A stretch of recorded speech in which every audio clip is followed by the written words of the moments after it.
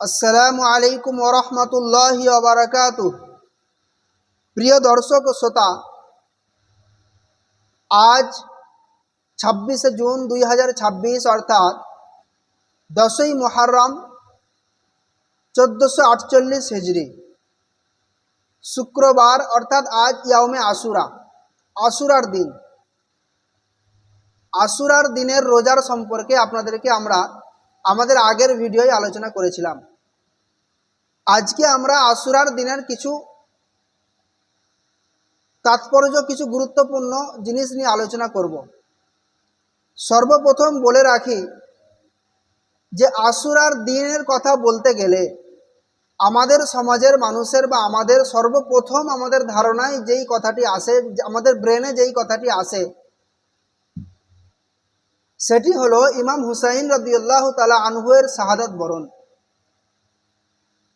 এখানে একটা কথা বলতেই হয় যে আমাদেরকে এই ধারণাটি, এই কনসেপ্টটি বর্জন করতে হবে যে আশুরা মানেই ইমাম হুসাইন রাদিয়াল্লাহু তাআলা আনহুর শাহাদাত বরণ।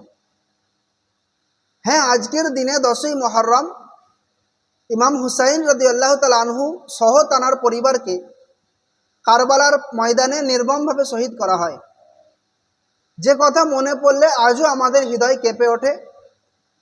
আহলে বায়তের মোহাব্বতে আজও আমাদের হৃদয় চুরমার হয়ে যায়। কিন্তু এটাও আমাদেরকে স্মরণে রাখতে হবে যে আশুরা মানেই ইমাম হুসাইন রাদিয়াল্লাহু তাআলা আনহুর শাহাদাত বরণ নয়। কেননা আশুরার ফজিলত সম্পর্কে, আশুরার গুরুত্ব সম্পর্কে একাধিক হাদিস, আশুরার রোজার ফজিলত সম্পর্কে একাধিক সহিহ হাদিস বর্ণিত হয়েছে, এবং যেগুলো আল্লাহ রাসূল সাল্লাল্লাহু আলাইহি ওয়াসাল্লাম তানার জীবদ্দশায় তিনি বর্ণনা করে গেছেন। এবং ইমাম হুসাইন রাদিয়াল্লাহু তাআলা আনহু শাহাদাত বরণ করেছেন আল্লাহ রাসূল সাল্লাল্লাহু আলাইহি ওয়াসাল্লামের ওয়াফাতের প্রায় 50 বছর পর। তো সেই জন্য আশুরার ফজিলত শুধুমাত্র ইমাম হুসাইনকে কেন্দ্র করে নয়, এটা আমাদেরকে বুঝতে হবে। আশুরার ফজিলত সম্পর্কে, আশুরার রোজার ফজিলত সম্পর্কে হাদিস আমরা আমাদের আগের ভিডিওয়ে আমরা বলেছি। তো আজকে আমি কিছু কথা বলবো যেই বিভ্রান্তিমূলক কথাগুলো আমাদের সমাজে আজকের এই আশুরাকে কেন্দ্র করে ছড়িয়ে ছিটিয়ে রয়েছে। তার মধ্যে একটি, যে আশুরার দিনের রোজা ইয়াজিদের মা রাখতো, ওই জন্য আশুরার দিনে রোজা রাখতে নেই। এটা আমাদের সমাজে একটি মারাত্মকভাবে বিভ্রান্তি ছড়িয়ে আছে। এই ধারণা থেকে আমাদেরকে বেরিয়ে আসতে হবে, কেননা আশুরার রোজার ফজিলত সম্পর্কে আল্লাহ রাসূল সাল্লাল্লাহু আলাইহি ওয়াসাল্লাম বলে গিয়েছেন, এখানে আশুরার রোজার সাথে ইয়াজিদ বা ইয়াজিদের মায়ের কোনো সম্পর্ক নেই। দ্বিতীয় কথা, আরও একটি বিভ্রান্তি, যে আশুরার দিনে কিয়ামত সংঘটিত হবে। এটি একটি বিভ্রান্তি কথা। হ্যাঁ, জুম্মার দিনে কিয়ামত সংঘটিত হবে, এ ব্যাপারে আমরা হাদিসের মধ্যে পাই, কিন্তু আশুরার দিন শুক্রবার হবে, সেই দিন কিয়ামত হবে, এটি একটি আমাদের সমাজে ছড়িয়ে থাকা বিভ্রান্তি। এছাড়া আরও কিছু বিভ্রান্তি আমি আপনাদের সম্মুখে বলে শোনাবো। যে আশুরার দিনে অনেক মানুষ বিশেষ ধরনের নামাজ পড়ে, এবং আমাদের সমাজে একটি কিতাব আছে, অত্যন্ত প্রসিদ্ধ কিতাব, অত্যন্ত বহুল প্রচলিত একটি কিতাব, যে মাকসুদুল মুমিনিন বলে একটি কিতাব আছে। সেই কিতাবে আশুরার দিনের নামাজের কিছু পদ্ধতি বলা হয়েছে, এবং তার ফজিলত বলা হয়েছে। যে আশুরার দিন যে ব্যক্তি 4 রাকাত নফল নামাজ পড়বে এবং প্রতি রাকাতে সূরা ফাতিহার সাথে 50 বার সূরা ইখলাস অর্থাৎ কুল হুয়াল্লাহু শরীফ তেলাওয়াত করবে, আল্লাহ রাব্বুল আলামিন তার 50 বছরের গুনাহ মাফ করে দেবেন, এবং বেহেশতে ফেরেশতাদের থাকার এলাকায় তার জন্য একটি নূর দ্বারা 1000 প্রাসাদ তৈরি করবেন। এটি একটি বিভ্রান্তিমূলক কথা। আশুরার দিনের কোনো বিশেষ নামাজ বা বিশেষ পদ্ধতির কোনো নামাজ নাই। এছাড়াও আমাদের সমাজে বিভিন্ন, আপনারা ওয়াজের মজলিসে বিভিন্ন বক্তার মুখ থেকে আপনারা শুনে থাকবেন যে আশুরার দিনের কথা বলতে গিয়ে, 10ই মুহররমের কথা বলতে গিয়ে আমরা শুনতে পাই যে আশুরার দিন আল্লাহ তাআলা হযরত ইদ্রিস আলাইহিস সালাতু ওয়াস সালামকে আসমানে উঠিয়ে নিয়েছিলেন। আশুরার দিন ইব্রাহিম আলাইহিস সালাতু ওয়াস সালামকে আল্লাহ তাআলা আগুন থেকে রক্ষা করেছিলেন। আশুরার দিন আল্লাহ তাআলা মূসা আলাইহিস সালাতু ওয়াস সালামকে তাওরাত দিয়েছেন। আশুরার দিন ইসমাঈল আলাইহিস সালাতু ওয়াস সালামের জন্য আল্লাহ তাআলা দুম্বা পাঠিয়েছিলেন। আশুরার দিন ইউসুফ আলাইহিসসালামকে আল্লাহ তাআলা জেলখানা থেকে মুক্তি দিয়েছেন। এই দিন ইয়াকুব আলাইহিসসালাম ওনার দৃষ্টিশক্তি ফিরে পেয়েছিলেন।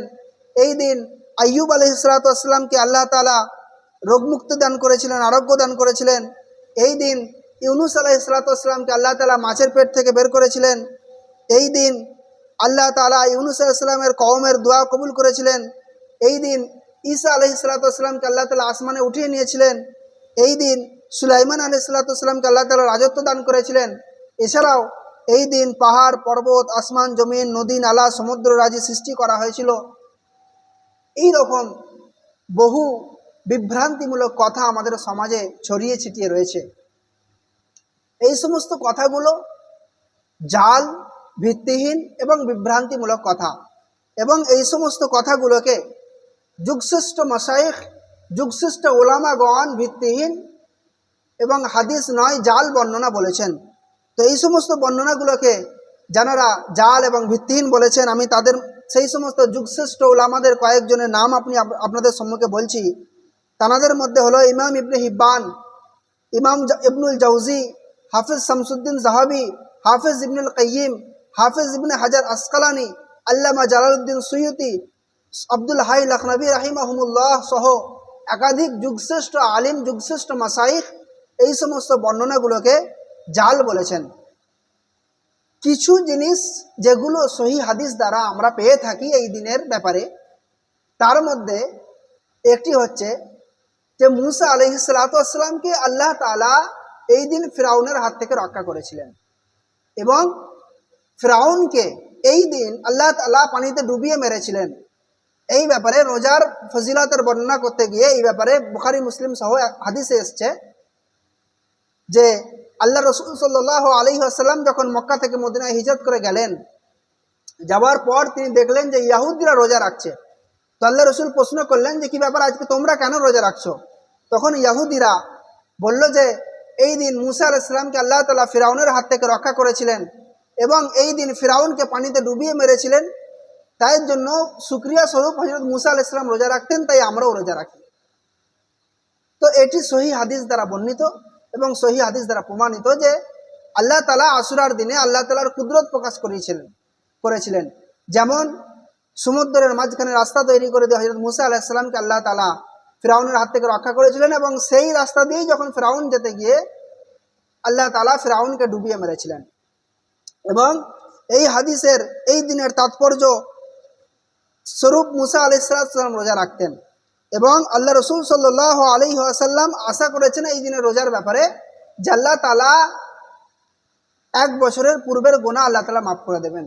আরও একটি দুর্বল পর্যায়ের হাদিস থেকে আমরা পাই যে হযরত নূহ আলাইহিস সালামের জাহাজ যেটি রজব মাস থেকে চলতে শুরু করেছিল, সেটি চলতে চলতে চলতে চলতে আশুরার দিনে জুদি নামক পাহাড়ে এসে থেমেছিল, এই 10ই মুহররমের দিন। এবং এটি একটি দুর্বল পর্যায়ের হাদিস থেকে আমরা পাই। এবং এই দিনের গুরুত্ব, এই মাসটি পুরো মাসই হচ্ছে গুরুত্বপূর্ণ, কেননা আল্লাহ তাআলা এই মাসকে শাহরুল্লাহ বলেছেন, এবং আল্লাহ তাআলার কাছে যে আশহুরুল হুরুম অর্থাৎ যে সম্মানিত যে মাসগুলো রয়েছে তার মধ্যে মুহররম মাস অন্যতম। এবং এই দিনের ব্যাপারে একটি হাদিস, তিরমিজি শরীফের একটি হাসান পর্যায়ের হাদিস আমি আপনাদের সম্মুখে পেশ করব যে হযরত আলী রাদিয়াল্লাহু তাআলা আনহুকে একজন ব্যক্তি জিজ্ঞাসা করলেন, প্রশ্ন করলেন যে রমজানের পর আর কোন মাস আছে যেখানে যাতে আপনি আমাকে রোজা রাখতে বলবেন? তো হযরত আলী রাদিয়াল্লাহু তাআলা আনহু বললেন যে একই প্রশ্ন আল্লাহ রসুল সাল্লাল্লাহু আলাইহি ওয়াসাল্লামকেও একজন ব্যক্তি করেছিলেন, এবং আল্লাহ রসুল তাকে উত্তর দিয়েছিলেন, ইন কুনতা সাইমান বা'দা শাহরি রমাদান ফাসুমিল মুহররম, যদি তুমি রমজানের পরে রোজা রাখতে চাও তবে মুহররম মাসে অর্থাৎ আশুরার দিনে রোজা রাখো। এই মাসে এমন একটি দিন রয়েছে যেদিন আল্লাহ তাআলা একটি জাতির তওবা কবুল করেছেন এবং ভবিষ্যতেও অন্যান্য জাতির তওবা কবুল করবেন। এটি তিরমিজি শরীফের 741 নম্বর হাদিস, এবং এটি হাসান পর্যায়ের হাদিস। তো আমরা দেখতে পেলাম যে এই ব্যাপার সম্পর্কে, এই দিন সম্পর্কে কিছু বিভ্রান্তিমূলক ধারণা আপনাদের সম্মুখে তুলে ধরলাম, যেটি আমাদের জন্য বর্জনীয়, এবং যেগুলো আমাদেরকে যেই কনসেপ্ট থেকে আমাদেরকে বেরিয়ে আসতে হবে। এবং কিছু ফজিলত আমরা যেটা পেলাম, যেটা মূল, সেটা হচ্ছে আশুরার দিনের রোজা। সেই রোজার ব্যাপারে আমাদেরকে সচেষ্ট হতে হবে এবং সেই রোজার ব্যাপারে আমাদেরকে প্রচার করতে হবে। আমাদের সমাজে আমরা আশুরার দিনের মূল যে আমল রোজা, সেই রোজাকে ছেড়ে দিয়ে আমরা বিভিন্ন আমলে লিপ্ত হই, বিভিন্ন আমরা কাজকর্মে লিপ্ত হয়। কোথাও মহরমের নামে আপনার তাজিয়া বের করা বা বিভিন্ন বিভিন্ন অন ইসলামিক কাজে আমরা লিপ্ত হয়ে যাই। এই সমস্ত কাজগুলো আমাদেরকে বর্জন করতে হবে এবং আশুরার যে মূল ফজিলত, সেই মূল ফজিলত আমাদেরকে হাসিল করার চেষ্টা করতে হবে। আল্লাহ তাআলা আমাদের সকলকে দিন ও শরিয়াত বুঝে আমল করা তৌফিক দান করুক। আল্লাহুম্মা আমিন। ওয়া মা আলাইনা ইল্লাল বালাগ।